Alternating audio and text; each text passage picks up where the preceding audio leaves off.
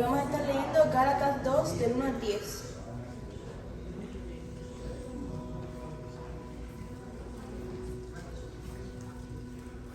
Gálatas 2, del 1 al 10 dice: 14 años después subí de nuevo a Jerusalén, esta vez con Bernabé, llevando también a Tito. Obedeciendo a una revelación, fui y me reuní en privado con los que eran reconocidos como dirigentes, y les expliqué el evangelio que predicó entre los gentiles, para que todo mi esfuerzo no fuera en vano. Ahora bien, ni siquiera Tito, que me acompañaba, fue obligado a circuncidarse, aunque era griego. El problema era que algunos falsos hermanos se habían infiltrado entre nosotros para coartar la libertad que tenemos en Cristo Jesús a fin de esclavizarnos. Ni por un momento accedimos a someternos a ellos, pues queríamos que se preservara entre nosotros la integridad del Evangelio. En cuanto a los que eran reconocidos como personas importantes, aunque no me interesan los que fueran, porque Dios no juzga por apariencias, tales no me impusieron nada nuevo. Al contrario, reconocieron que a mí me había encomendado predicar el Evangelio a los gentiles, de la misma manera que se le había encomendado a Pedro predicarlo a los judíos. El mismo Dios que facultó a Pedro como apóstol de los judíos, me facultó también a mí como apóstol de los gentiles. En efecto, Jacobo, Pedro y Juan, que eran considerados columnas al reconocer la gracia que yo había recibido, nos dieron la mano a Bernabé y a mí en señal de compañerismo, de modo que nosotros fuéramos a los gentiles y a ellos a los judíos.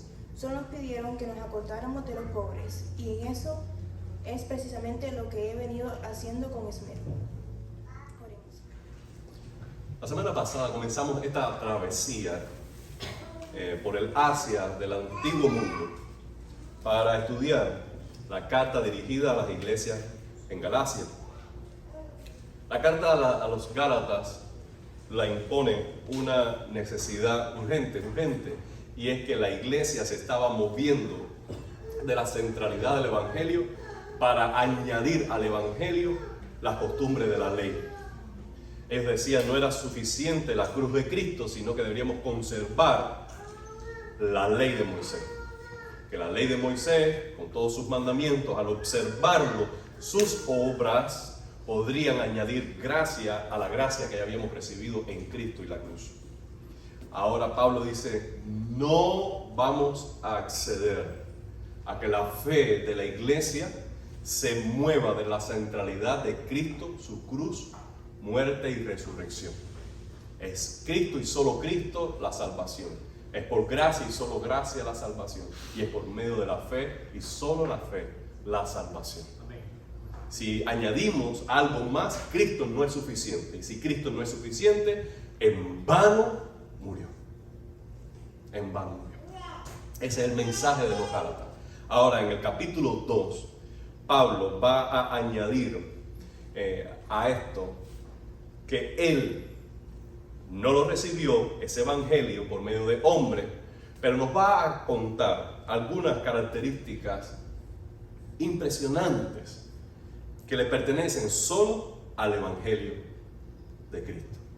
Recuerda, al hablar del evangelio, estamos hablando no de un consejo, sino al anuncio de buena noticia que hay salvación en Cristo, en quien Él es y lo que Él hizo en la cruz y la tumba vacía por nosotros. Cada vez que tú digas evangelio, no estamos hablando de esas verdades fundamentales que es el centro, la médula de la fe cristiana.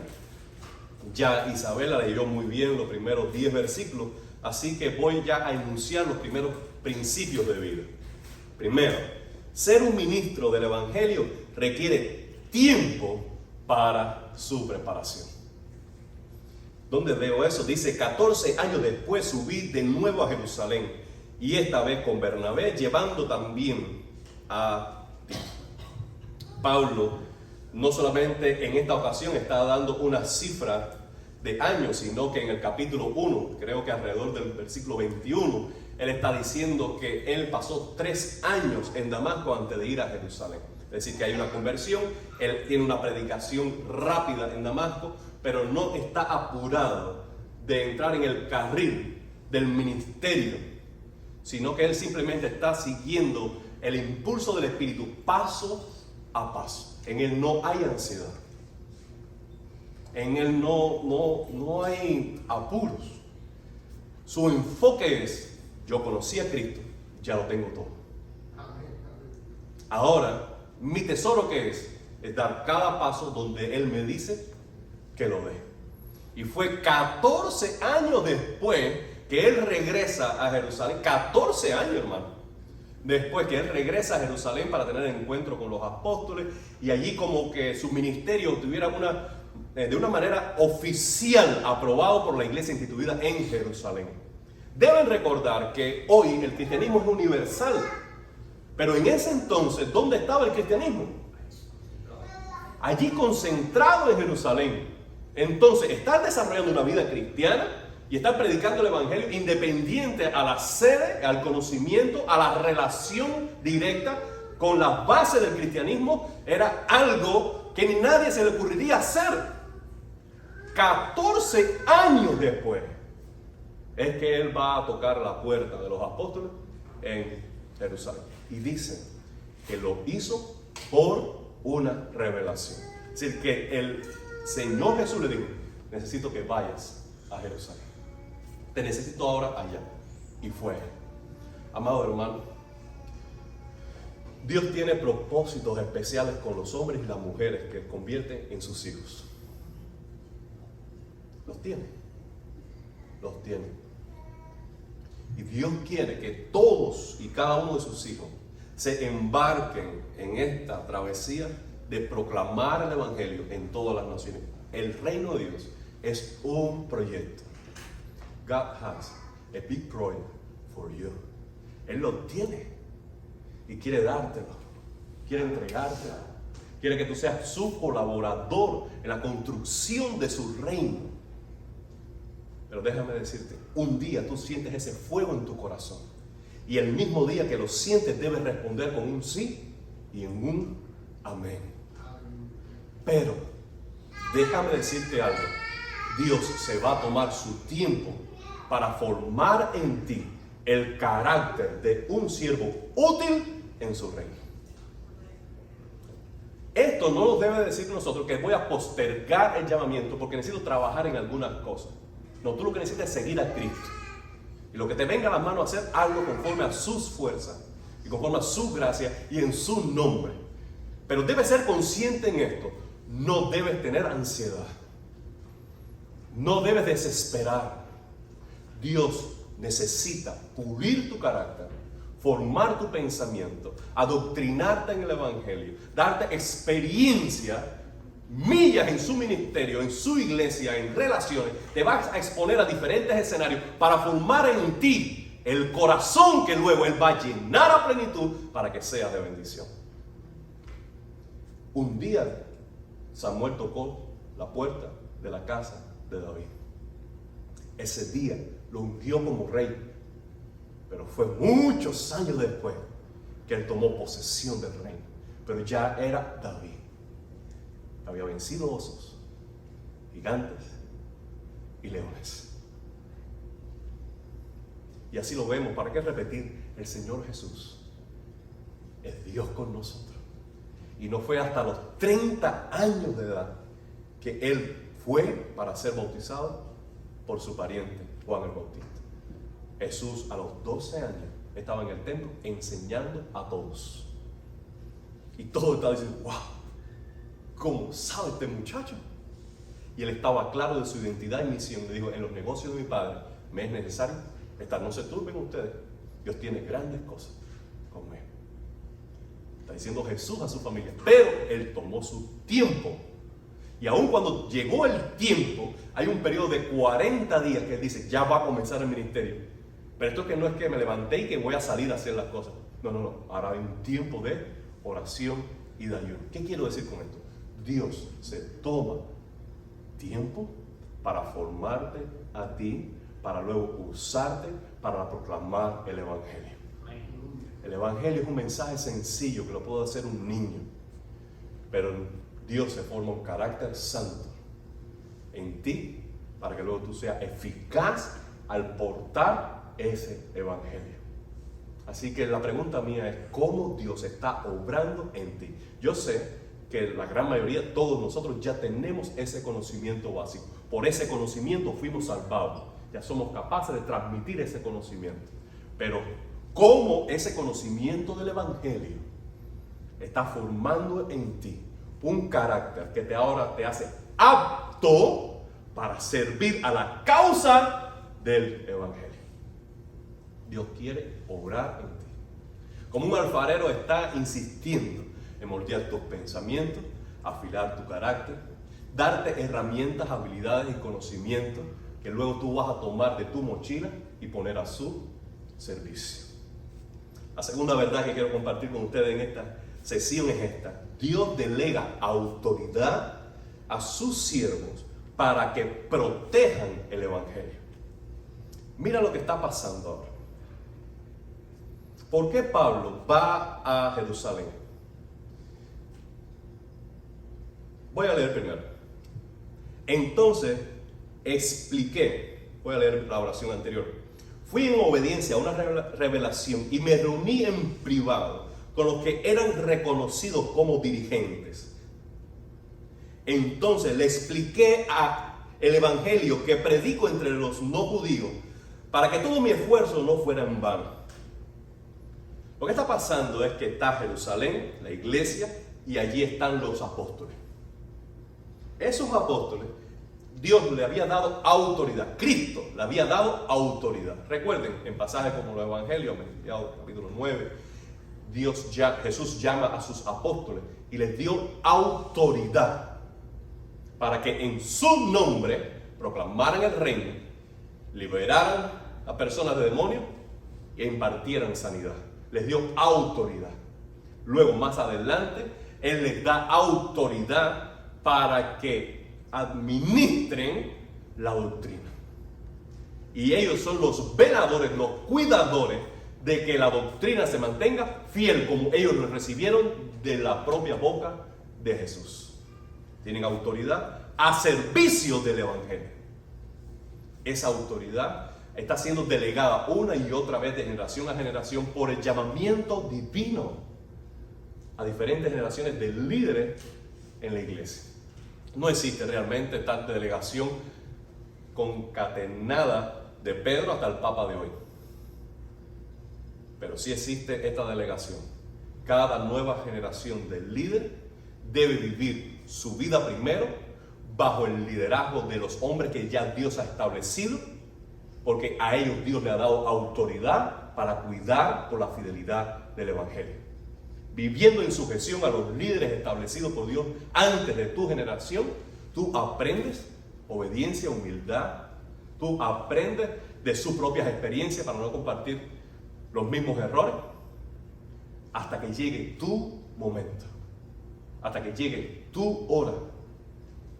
Pero nosotros no debemos desestimar la autoridad que Dios le ha dado a sus siervos para bendición de la iglesia y para protección del Evangelio. Pablo mismo era apóstol por revelación de Jesucristo, y aún así fue a Jerusalén y dijo: déjame explicarte lo que estoy predicando.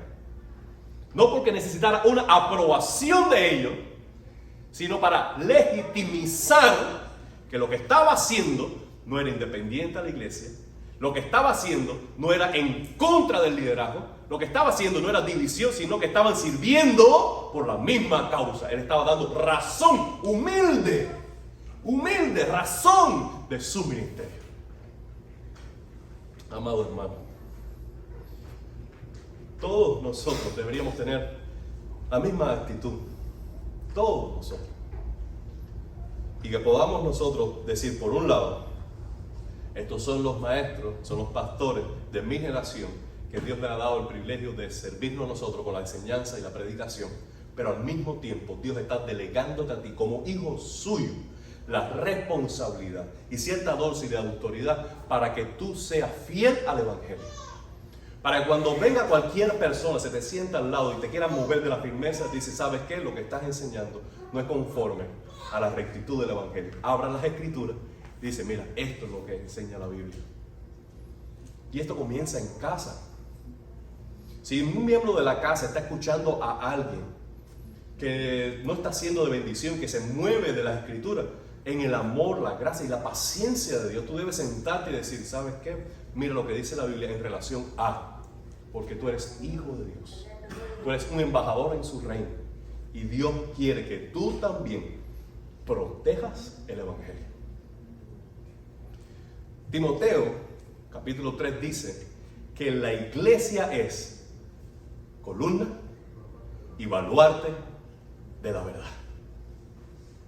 Es decir, que todos nosotros sostenemos y protegemos la verdad de las Escrituras. La tercera verdad que quiero compartir con ustedes es esta: el Evangelio está en continuo ataque, desde afuera y desde adentro. Por eso es que Dios da poder y autoridad, porque hay una necesidad. Siempre la perla, el tesoro del reino de Dios, que es la enseñanza del Evangelio, va a querer ser secuestrada de afuera. En primer lugar, siempre el mundo va a tener una espina clavada en la espalda con la iglesia. Siempre, siempre. Porque nosotros no somos de este mundo. Nuestra ciudadanía está en los cielos. Nuestras leyes, aunque respetamos las leyes de los hombres, nuestras leyes, nuestra ley suprema son las Escrituras. Nuestro rey, aunque honramos a los hombres, es Jesucristo. Nuestra causa, aunque amamos a todos que nos proponga cualquier otra causa noble, nuestra causa última, ¿cuál es? El avance del reino de Dios para la salvación de los hombres en todas las naciones. Y cuando tú eres fiel en esa dirección, siempre va a haber un rey que quiera moverte de tu fidelidad. Siempre va a haber una propuesta de una agenda de vida que quiera moverte de tu fidelidad. Siempre va a haber ley que quiera asumir una autoridad por encima de la autoridad del Evangelio. Por tanto, el mundo siempre entrará en un conflicto con aquellos que quieren ser fieles al reino de Dios. Siempre vamos a estar bajo ataque. Siempre. Porque estamos en suelo enemigo y estamos en son de guerra, y nuestro cántico, la trompeta, lo que nos está anunciando es la victoria del reino de Dios. Por tanto, cuando estamos en zona de conflicto, nosotros no vamos a escuchar melodías nocturnas, sino lo que vamos a escuchar son tiros, bombazos y sombras que se mueven alrededor de nosotros queriéndonos hacer daño. El Evangelio siempre estará bajo ataque desde afuera. Pero hay un enemigo aún más perspicaz, y es el enemigo que logra infiltrarse dentro de la iglesia. Mira lo que dice: ahora bien, ni siquiera Tito, que me acompañaba, fue obligado a circuncidarse. Eso lo hablaremos luego, aunque era griego. El problema, subrayen esto, era que algunos falsos hermanos se habían infiltrado entre nosotros para coartar la libertad que tenemos en Cristo Jesús a fin de esclavizarnos. Bueno, puede ser que usted al leer esto, usted vea una teoría allí como de conspiración, y no se la desmiento, aunque no es mi opinión. Tú puedes decir, creo que se sentaron en el Sanedrín y dijeron, lo que tenemos que hacer nosotros es enviar espías allí y empezar a sembrar cizaña para que la iglesia pierda su poder. No creo que eso haya sido lo que ocurrió. A mi forma de ver, más bien es que algunos simpatizaban quizás con la iglesia, con Cristo, con el Evangelio, pero no habían tenido una conversión genuina porque no habían comprendido correctamente el Evangelio. Y entonces habían entrado como falsos hermanos, a mi forma de ver, para enseñar algo diferente. ¿Qué es lo que enseñaba? Simplemente Jesús más la ley judía, igual a salvación. Amado hermano, yo creo que el daño más grande que hacemos a la causa de Dios no viene de afuera. ¿Por qué? Cuando la tormenta está afuera, ¿qué hacemos nosotros? Nos reunimos en casa. Estamos hombro con hombro, pasamos tiempo juntos, porque las circunstancias de afuera nos hacen permanecer más unidos y más cercanos. Pero ¿qué sucede? Cuando el problema es dentro, cada uno quiere salir por una puerta diferente y la casa queda asolada. La iglesia puede estar bajo muchos peligros, muchos, innumerables peligros, pero este es el peligro más trágico. Y es que nosotros nos movamos de la fidelidad a la palabra de Dios. Nosotros podemos tener problemas económicos, hasta podemos tener problemas fraternales. Mientras haya una firme convicción de ser fieles a la Escritura nos volverá luego hasta nuestro punto de encuentro. Siempre diremos, la palabra de Dios tiene autoridad. Por eso, aunque tendemos más o menos, el cristiano fiel dirá, ella tiene autoridad, por tanto yo me sujeto a ella. Amado, ¿cuántas enseñanzas se están filtrando hoy dentro de la iglesia? ¿Cuánta enseñanza pudiera ser buena a la vista? ¿Cuántos predicadores o maestros pudieran ser atractivos en su comunicación? Pero debemos ser como los cristianos de Berea. Pablo puede estar predicando, pero yo tengo delante la palabra de Dios. Amén. El evangelio siempre estará bajo ataque.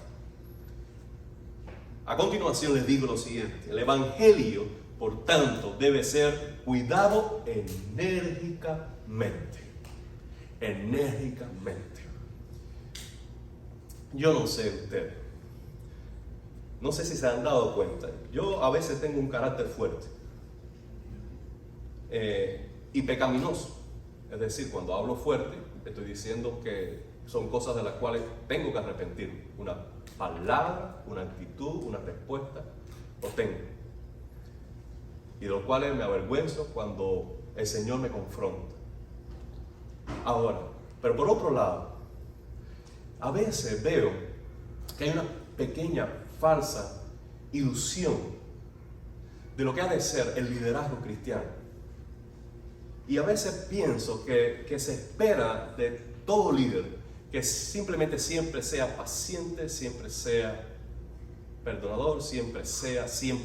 El problema está allí, no en ser, pero el siempre ser.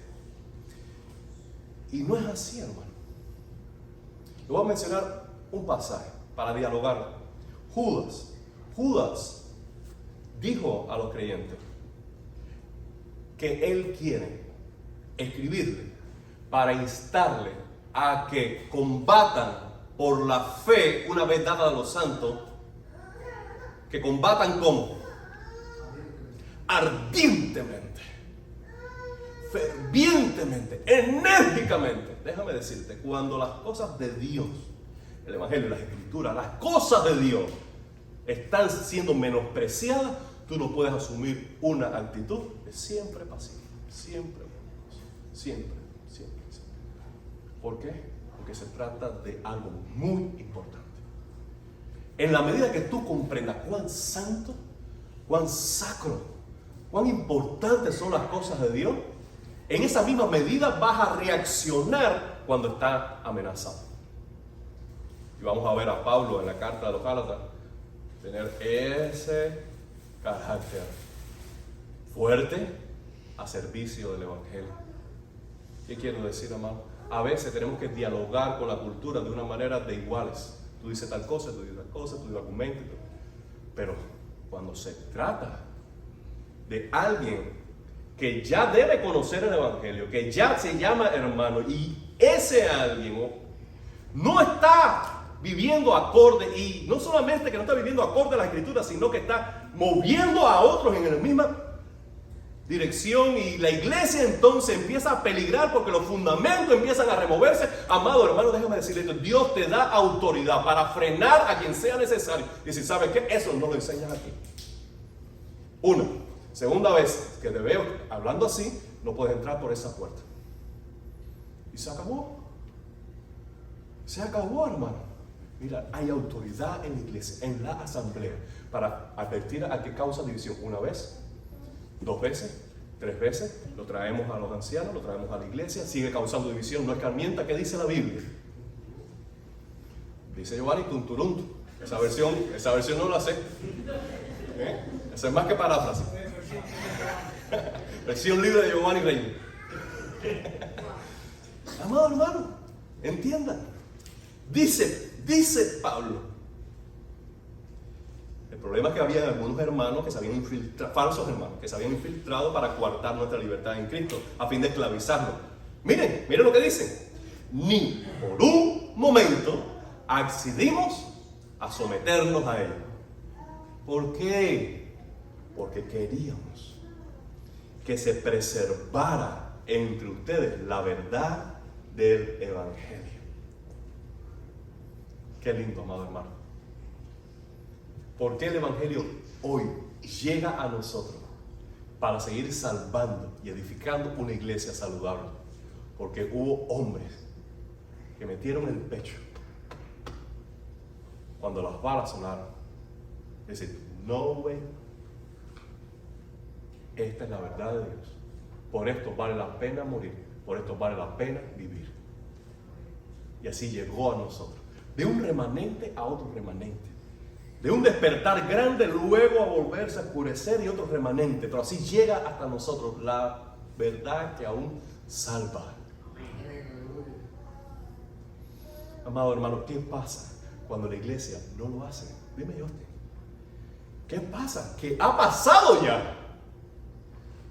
Esta iglesia, fiel al Evangelio de la generación de Pablo, tuvo otra generación extraordinaria, pero una generación después de esto, que llegó y conquistó el Evangelio a Roma, vino Constantino y que dijo, somos amiguitos, ¿no? Nos arrepentimos de estar dándole palo a los cristianos. Ahora el Estado y la iglesia son uno. Es más, el cristianismo es la religión del Estado. Ahora es obligado a ir a la iglesia. El Army todos los domingos para la iglesia. No, que yo no tengo, no importa, es mandatorio. Y entonces el cristianismo se convirtió en una cultura cristiana ineficaz para salvar. Y después de eso, ¿qué vino? La etapa del oscurantismo, la oscuridad de la etapa media. ¿Por qué? La iglesia estaba llamada a ser luz. La luz del Evangelio viene reflejada por el rostro de Cristo en el Evangelio. Pero ¿qué pasa? Cuando tú quitas el Evangelio no hay luz. Cristo no es predicado. Y si Cristo no es predicado, nos quedamos en apagón. Y cuando la iglesia no cumple su función de ser una ciudad alumbrada sobre un monte, la humanidad no tiene esperanza. Todo lo que queda es oscuridad. Cuando vino a renacer la iglesia, cuando en el tiempo de la reforma los reformadores volvieron al Evangelio y se plantaron otra vez sobre las verdades fundamentales de las Escrituras, y este Evangelio empezó a alumbrar y empezó a mover las estructuras económicas, las estructuras sociales, las estructuras culturales, y empezó a explotar la primera imprenta para imprimir la Biblia. La Biblia impresa al idioma del pueblo vino por la reforma. Cuando las Escrituras empezó a promulgarse en todo lugar, vino la luz y allí nació el capitalismo. El capitalismo vino como un resultado de la reforma. Se lo debemos al Evangelio.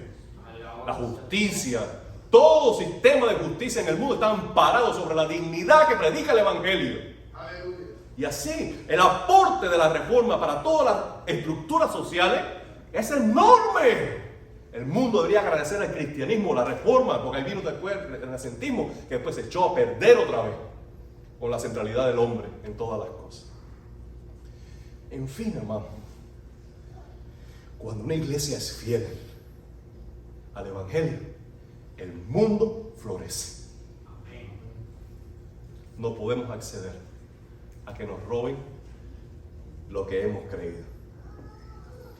Dice además, el Evangelio nos dignifica. Y aquí voy a saltar algunas cosas que tenía anotadas para ir más rápido. El Evangelio nos dignifica. ¿Dónde puedo decir esto? Dice en la oración en siguiente, en cuanto a los que eran reconocidos como personas importantes, recuerdan los apóstoles, aunque no me interesa lo que fueran, porque Dios no juzga por las apariencias, a esos tales no me impusieron nada nuevo. Yo quiero llamar su atención en ese paréntesis que hay allí. Los que fueran en otro tiempo no me interesan. Dios no juzga según las apariencias. ¿Por qué Pablo tuvo la necesidad de incluir esa explicación? Pablo dice, lo que voy a decir a continuación, que ellos no me enseñaron nada nuevo, no es porque yo subestime la escuela de ellos. Porque él va a decir al final de la oración, ellos no me enseñaron nada nuevo. Dice, quizás algunos de ustedes van a escuchar esto y van a decir, ¿sabes qué? Pablo, tú dices eso porque eres arrogante. A los pies de Gamaliel, benjamita, celoso, observador de todos los mandamientos del Señor, fariseo, por supuesto. ¿Qué vas a decir tú de Pedro? Te vas a reír de la escuela de Pedro, que solo sabe dónde está el norte, porque era pecador. Pero Pablo dice, observen, lo que fueron en otro tiempo, no lo estoy tomando en cuenta, porque Dios no juzga según las apariencias. ¿Quién hizo de Pedro? Pedro. ¿Quién hizo a Jacobo? Jacobo. ¿Quién lo hizo? El Señor, porque según los hombres ellos eran gente del vulgo y sin letra. Como el Evangelio, cuando llega a cualquier corazón, lo dignifica, lo santifica, lo honra y lo pone en alta estima. Porque los vil y menospreciados del mundo tomó Dios para avergonzar a los sabios y fuertes. Pablo sabe en quién ha creído. Y él sabe que él no puede menospreciar a nadie que Dios ha escogido y que ha llamado para el ministerio. Y Pablo, siendo Pablo, está rindiendo cuenta de su testimonio, de su predicación ante gente analfabeta. Porque él dice, oye, observen, aquí la honra la tiene Cristo. Aleluya. Esos hombres son de Dios. Lo que enseñan viene de mí, Cristo. Por tanto, yo honro la gracia de Dios en sus vidas. Lo que fuera en otro tiempo, a mí no me importa, no me digan eso. Pecadores, no importa. Porque el Evangelio dignifica. Amado hermano, yo no sé dónde está tu base de dignidad. En lo que tú sabes, en tus títulos, tu carrera, tu negocio, tu finanza. ¿Dónde está tu fuente de dignidad? Yo soy alguien, sí, eres alguien, ¿por qué? Solo por su gracia. Solo por su gracia. El Evangelio viene ahora a hacer una alianza extraordinaria. Y dice Pablo, primero allá arriba, que llegó con Bernabé. ¿Saben quién fue Bernabé? Bernabé fue aquel hombre noble que cuando nadie creía en Pablo, lo tomó de la mano. A Pablo, lo tomó de la mano y le dijo a la iglesia, yo respondo por él. Si él hace algo, yo soy el culpable. No me lo toque, déjemelo tranquilo.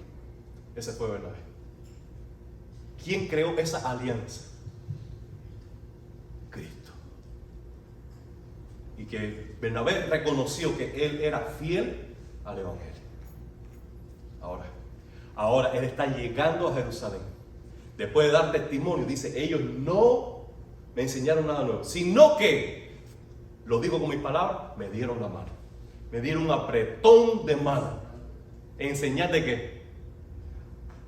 ¿Qué está diciendo?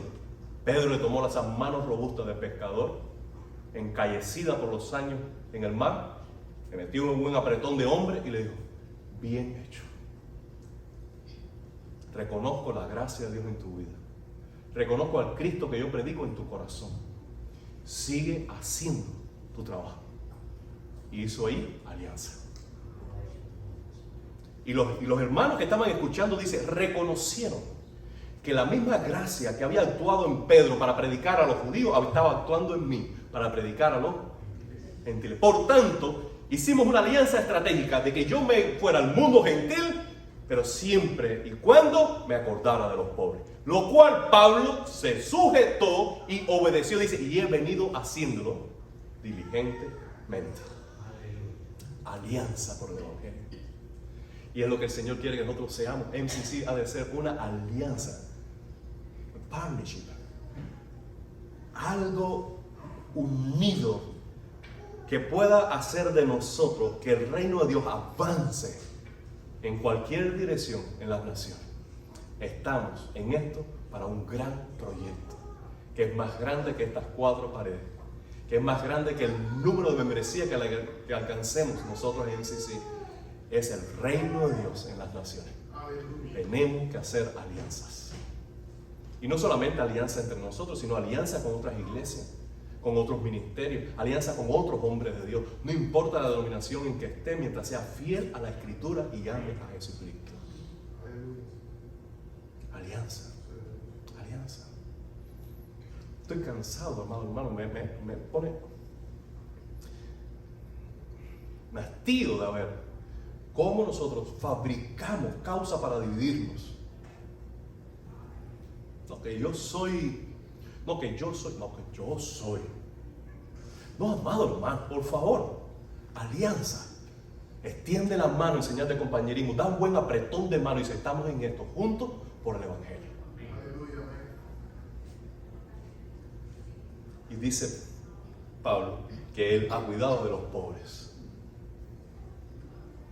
Si nosotros nos enfocáramos en la necesidad que está afuera, de los pobres de espíritu, de los pobres en su intelecto, de los pobres físicamente, de los pobres por su alimento, si nos enfocáramos por la gran necesidad que hay de fuera, no tuviéramos tiempo ni para un solo pensamiento para discutir entre nosotros.